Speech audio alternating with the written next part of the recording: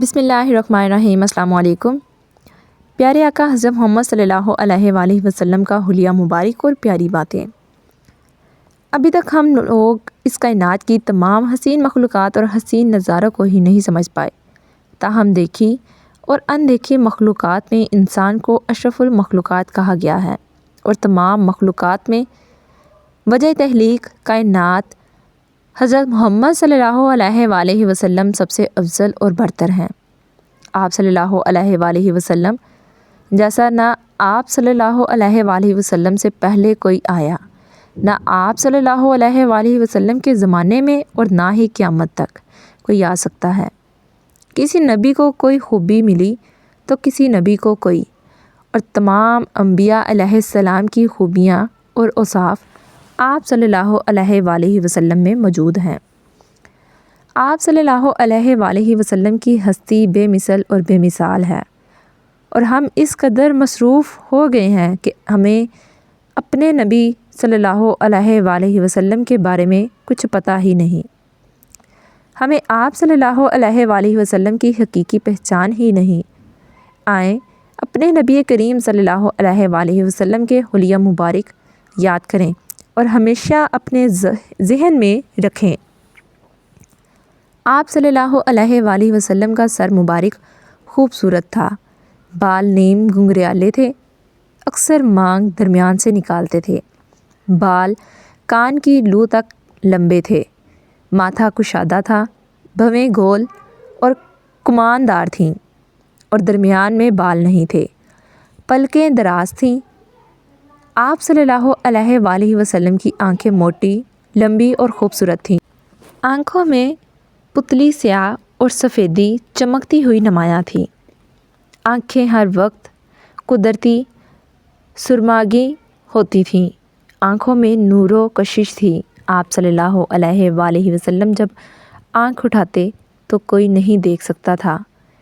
گال مبارک گول تھے، چہرہ مبارک 14ویں کے چاند کی طرح چمکتا، رنگ کلیوں کی طرح خوبصورت تھا، ہونٹ مبارک گلابی اور خوبصورت تھے، دانت مبارک گلائی میں سفید اور چمکدار تھے۔ جب آپ صلی اللہ علیہ وآلہ وسلم مسکراتے تو دانتوں سے نور نکلتا۔ داڑھی خوبصورت اور گھنی تھی۔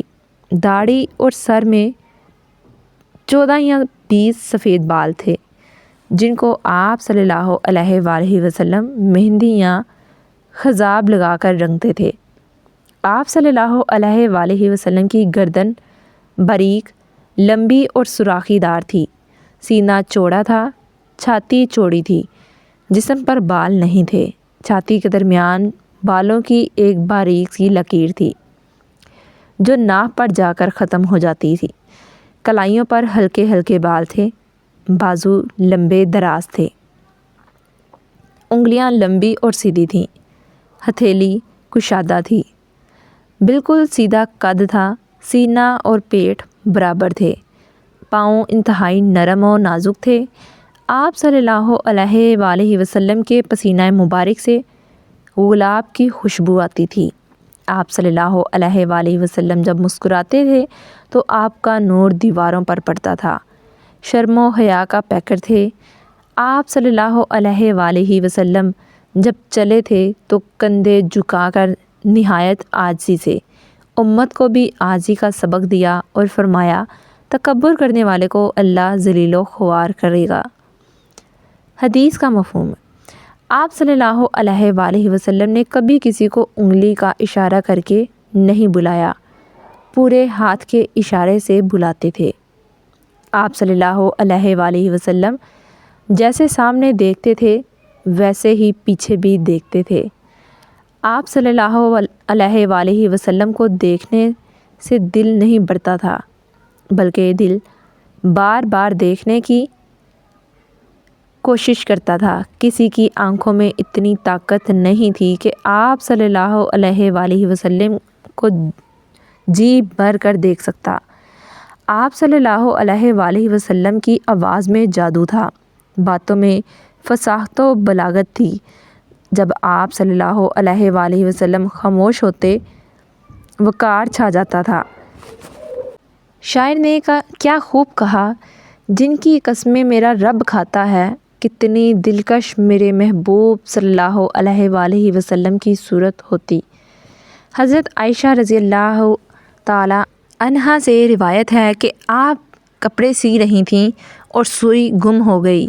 آپ صلی اللہ علیہ وآلہ وسلم گھر میں داخل ہوئے۔ آپ صلی اللہ علیہ وآلہ وسلم کے چہرہ مبارک کے نور سے روشنی ہوئی اور حضرت عائشہ کو گم ہوئی سوئی مل گئی۔ حضرت عائشہ رضی اللہ تعالی عنہا سے ہی روایت ہے کہ عورتوں نے حضرت یوسف علیہ السلام کو دیکھ کر اپنی ہاتھ کی انگلیاں کاٹ لیں۔ اگر میرے محبوب صلی اللہ علیہ وآلہ وسلم کو دیکھتیں تو دل چیر لیتیں۔ حضرت ابو ہریرہ رضی اللہ تعالی عنہ سے روایت ہے کہ میری آنکھ نے آپ صلی اللہ علیہ وآلہ وسلم سے زیادہ حسین کسی کو نہیں دیکھا۔ حضرت انس بن مالک رضی اللہ عنہ سے روایت ہے کہ پورے چاند کی رات تھی، چاند نہایت پیارا، شاندار اور روشن تھا۔ اس دور میں حسن و جمال کو چاند کے ساتھ تشبیہ دی جاتی تھی۔ آپ فرماتے ہیں، میں نے سوچا کہ دیکھوں 14ویں کا چاند زیادہ خوبصورت ہے یا میرے محبوب صلی اللہ علیہ وآلہ وسلم۔